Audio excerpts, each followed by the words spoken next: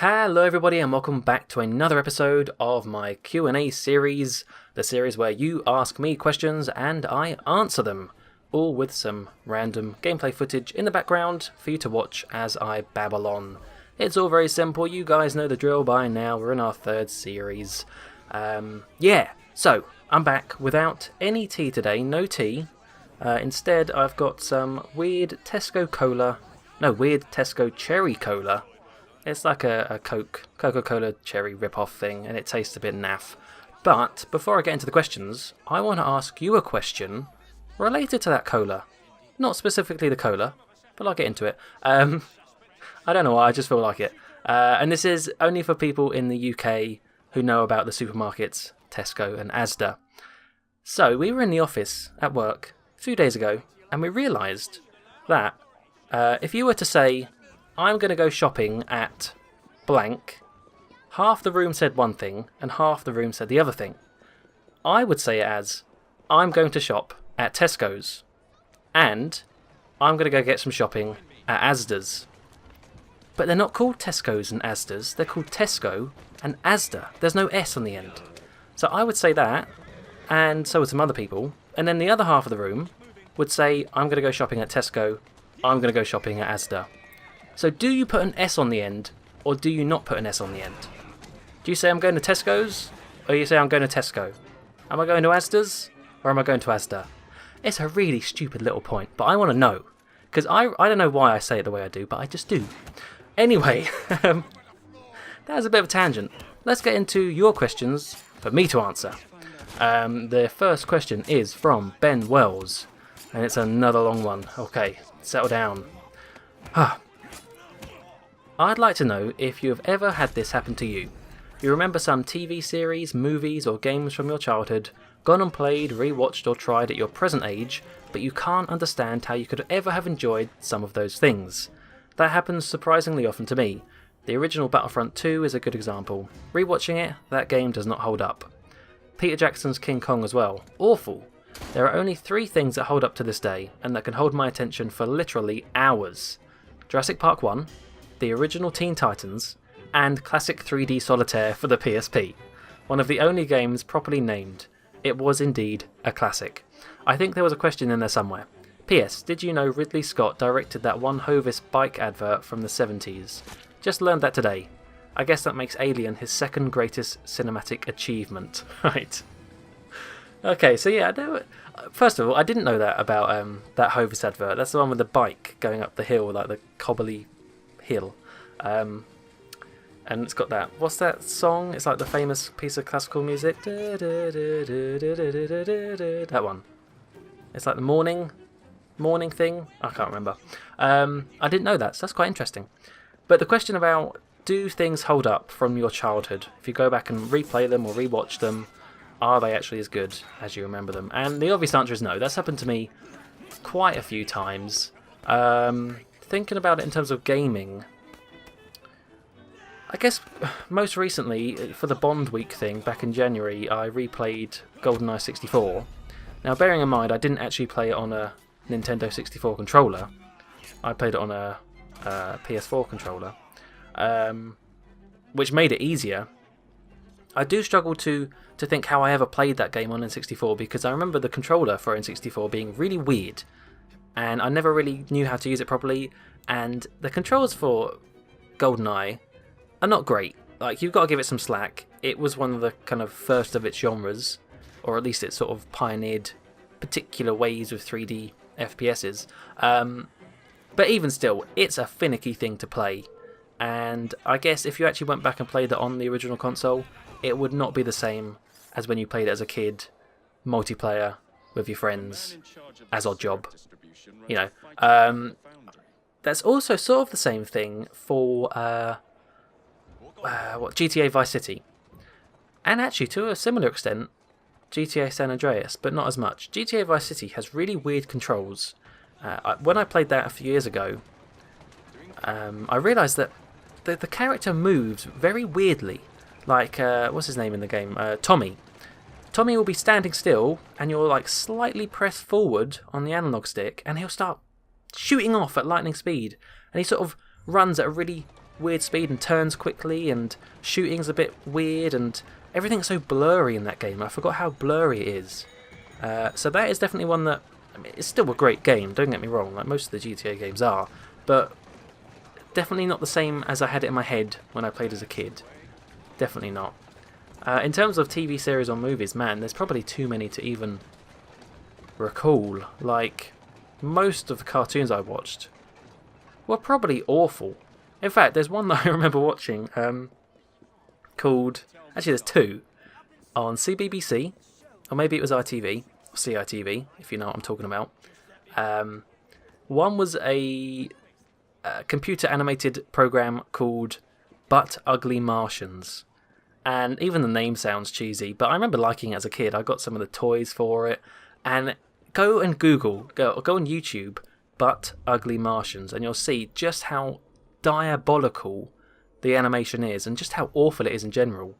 The other one I was thinking of was, I think there's this one called Ace Lightning, and it was sort of a live action mixed with CGI, like that there's a live action kid who would interact with this computer game character called Ace Lightning. Same sort of thing. Terrible animation, really stupid, but I remember really liking it as a kid. There is probably like other cartoons as well that aren't very good.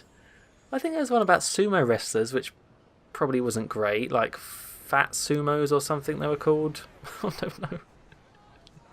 So bad. I guess it's like, yeah, most kids' cartoons are pretty bad, but they can get away with it because they are just for kids. I just feel bad for the parents who have to endure it in the background. And movies, I can't even get started on movies. No, I mean, if I think of any, I will tell you, but yeah, there's just too many, isn't there? Because most films I don't actually enjoy. I really don't. Which sounds really bad, but no, that's not true actually. Not that I don't enjoy them, but not many films like blow me away. I'm just sort of like, yeah, I was entertained for 2 hours and I just move on. I'll tell you one I did watch only the other night that I've been meaning to watch for a very long time, and it was very good. And I knew it was going to be very good. Whiplash. Man, that is a great film. The one about the kid who does the drumming and what's his face? J. Jonah Jameson guy. What is his name? J.K. Simmons, that's it. Yeah, J.K. Simmons is the sort of instructor. What a brilliant film. Like, the ending of that film actually made me feel a bit sick, but in a really good way. Like, it actually makes your stomach go into a knot. In fact, many parts of the film does. I'm going to leave it at that. That's not the question. I'm answering a completely different question now. But go watch Whiplash if you haven't. Brilliant film. Okay, so thank you for your question, Ben. I spent way too long on just one question. Let's move on to the next one from Spaghetti Pizza Face. Lovely name. I have a feeling it might be... I don't know, it might be Mixon. Because the question is, will Joda ever do his 100 sub Q&A? If you don't know, Joda from the JFS... I mean, he must have got 100 subs about a year and a half, 2 years ago now. Probably about a year and a half. And he said when he reaches 100 subs, he will do a Q&A. And he still hasn't done it. To this day, no Q&A. I asked him a question in that Q&A, and he hasn't answered it. Rude. So will he ever do it all this time afterwards? I don't think he is now. It's turned into a bit of a joke, into a bit of a meme on the server. So I don't think he will. And that disappoints me. You've let me down, Joda. You've let your parents down. But worst of all, you've let yourself down. Okay, thank you. Right, moving on. Moving on to the next question. From Superflash. Hey, Superflash. His question is, what's your advice for someone starting university? Ooh, that's a good question. That's a good question. University, or I guess if you're in America, the equivalent would be college, if you're going to college. Going to become a little freshman, or a fresher, if you're in the UK. My advice would be, so I started university back in 2012. Technically I started in 2011, but the first university I went to, I hated it, and I actually dropped out and did a different course. So there's advice number one. Make sure you pick a course that you actually like. I picked English literature. Turns out I'm not actually that into English literature. I mean, I don't mind reading and writing, but I didn't want to do it as a course. So yeah, advice number 1: make sure you're studying what you want to study, and don't be pushed. I was pushed, I think, not like menacingly, but I was sort of directed into doing English by my school, just because I got good grades in it, and I guess it's a very sort of standard course to do. But don't step back and think about what you actually want to do as a career. And I know that's hard to do when you're young, especially when you're like 16 or 17. Like, who knows what you want to do at that age? But just pick something that interests you, and don't worry about what other people say. Some people will be like, "Oh, don't do film because that's a joke course." But whatever, if you've got the means to do it and you love film, go study film. Who cares? Anyway, what advice have I got? So, I remember I wrote a little Christmas book to Old Man Dan on the JFS server a couple years ago now, because I knew that he was starting university, or at least he'd been in university for a little while, and I gave him some little tips that I had back then, so I'll just repeat those. Number 1, my first tip is, particularly in first year, and even to an extent in second year, don't get bogged down in work, coursework and exams, especially first year, because I don't know, it might be different for a particular course, but most of the time your grades don't matter in the first year. They don't even count towards your final degree grading, like 2-2, 2-1 or a first. It doesn't matter. So for the first year, I would say don't get stressed, focus on trying new things, making friends, doing all that the university and the Students' Union has to offer, because you're only a first year once. After that, then the marks and the grades do start to matter. So, yeah, that would be my first point. Second point, kind of linked to that, is, yeah, definitely try all the things you can, particularly societies. So, I was foolish, and I didn't do that. I didn't actually join any societies until my third year, when really you should do it in your first year, because then you can kind of work your way into it and then become a part of the committee and really be involved. And I was stupid, and I didn't do that. So, go to the society fairs, find out what sports clubs they have, find out what...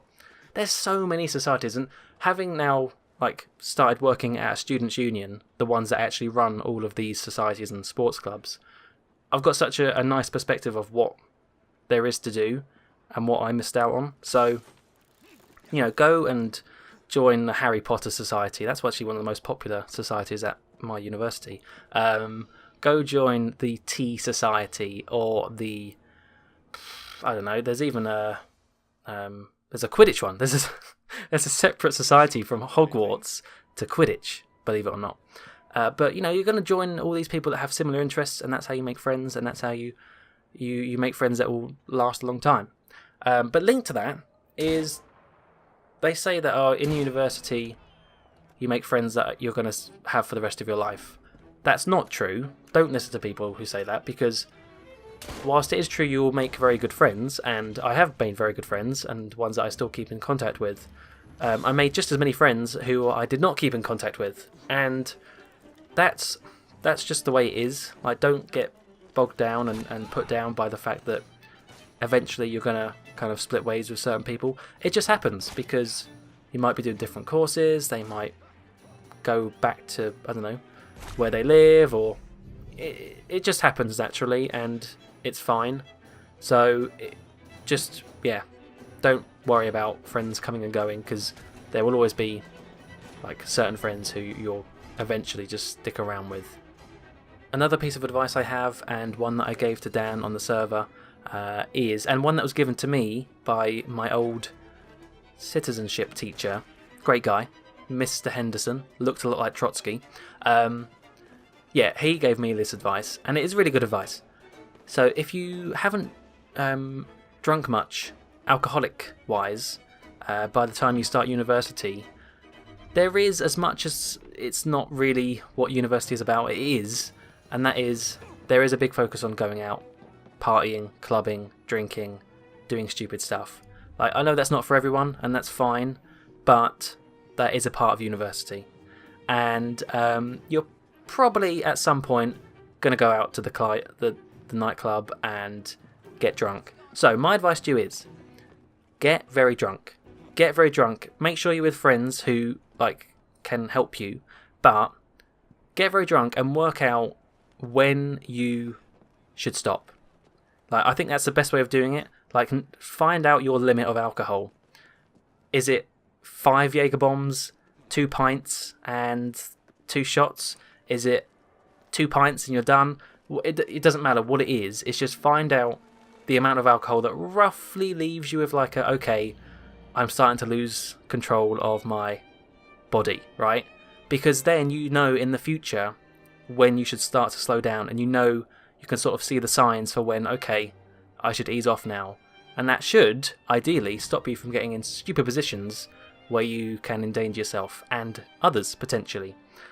For example, I've got a friend who, in his first year of university, fell into a river. And that sounds funny, because he got really drunk and fell into a river, but then he nearly died, because he got hypothermia and had to go to the hospital. So, he's all alright now. That's why I can laugh about it, because he's fine. But it's not fine if he did that and he died. So, do get really drunk just to find out where your line is for drinking. I think that's good advice. It sounds like bad advice, but just do it once and then you know. Okay, again, I've spent way too long on only 2 questions. So that's all my advice for university. I do have more, probably. If you have any more questions about university, do ask them. Oh, one more thing is, it goes by so quickly. My course was a 4-year one, because I had a placement year in the middle. It went by in a flash. I can't believe it's been, 6 years coming up to, since I started university. So honestly, make the most of it, because before you know it, you'll be there with your mortarboard, throwing it in the air and getting your certificate from that random guy at the stage. So, all right, okay, moving on to the next question, and probably one of the last ones actually for this episode. It is from Larry, and it says, do you have a contingency plan or exit strategy? Oh, how fancy sounding. Exit strategy for how to leave YouTube and start uploading to another site such as BitChute and Minds. Interesting question. So basically, if YouTube shut down tomorrow, what would I do? Well, what would many people do? At least I don't have a career based on YouTube and a livelihood, because I'd feel bad for all the families that would be, screwed. But honestly, I don't. I do have copies of most of my videos. I don't just delete them after I've uploaded them. I do have a 2 terabyte hard drive just over there, and it has most of my Let's Plays I've ever made on my channel on there. And I have that just for peace of mind. If YouTube does shut down, I still have memories of the Let's Plays and all the stuff I've done. I should really back that up to the cloud as well, though. That's what they say. You should have 3 copies. What was it? USB, hard drive, and cloud, or something like that. Anyway, so yeah, I don't have a plan. I don't know. The thing is, there isn't really an alternative to YouTube. I haven't heard of those 2 that you've mentioned, BitChute and Minds.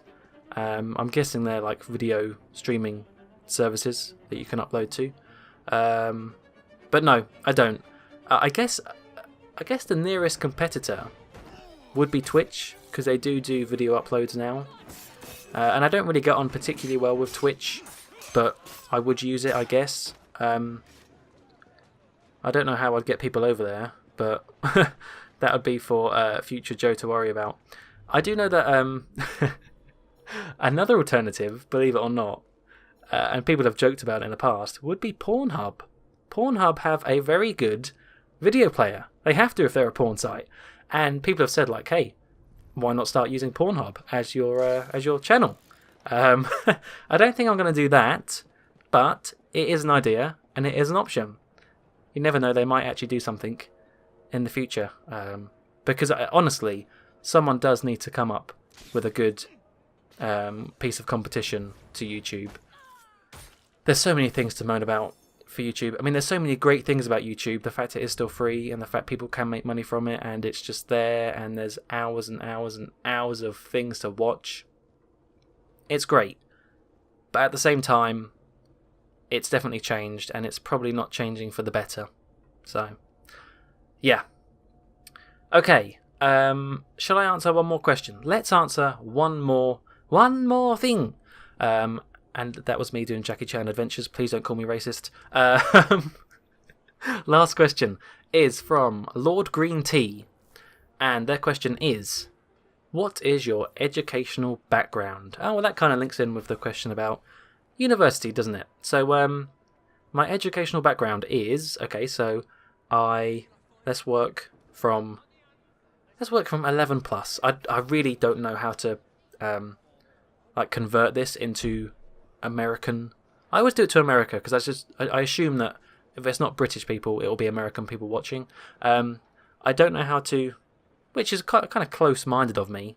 There might be people from all over the world watching, so I'm sorry. But I don't know how to convert it into America.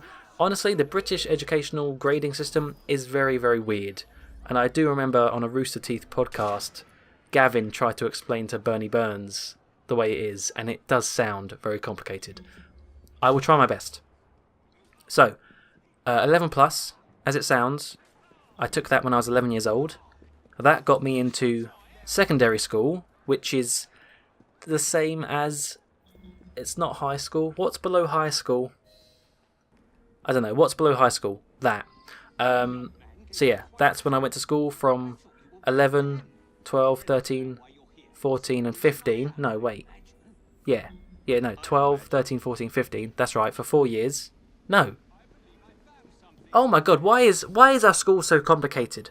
Why is it? I took an 11 plus. I went to secondary school. I did 3 years there, years 7, 8 and 9.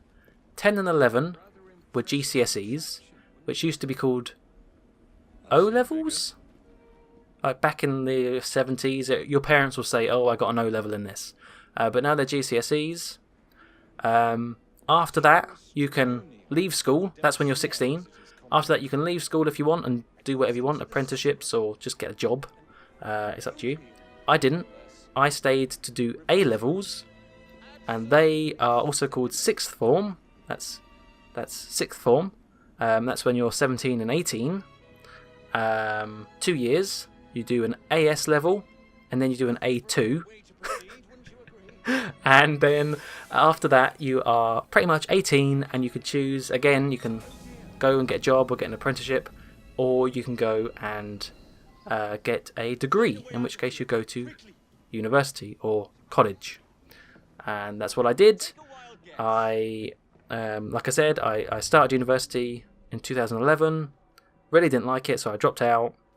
Reapplied the next year, started in 2012 with a completely different course.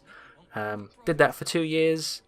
Then I did a placement year. I worked at Eurostar for a year, doing website stuff. Came back, did my last year at university, and then I graduated with a first. Hooray, yay me. And that's where I am. So that was, when did I graduate? 2016. 2016? Yeah, 2016. Oh. Did you understand any of that? I'm really sorry. I'll tell you what, I'll link a picture. There might be a picture that would explain it better. I'll put it on screen or I'll put it in the description if you are so inclined to look. Anyway, I have rambled way too long in this video. I've only answered about 5 questions. But hey, that's what these videos are all about, isn't it? Just to ramble away. Thank you all for your questions. As usual, I do appreciate them. It makes me able to make these videos in the first place. If you would like to leave any more, check the description. There'll be a Google form down there. You can leave your question, leave your name so I can credit you, and I will answer it in an upcoming episode. That's going to do it for today. Until next time, thank you all very much for watching, and goodbye.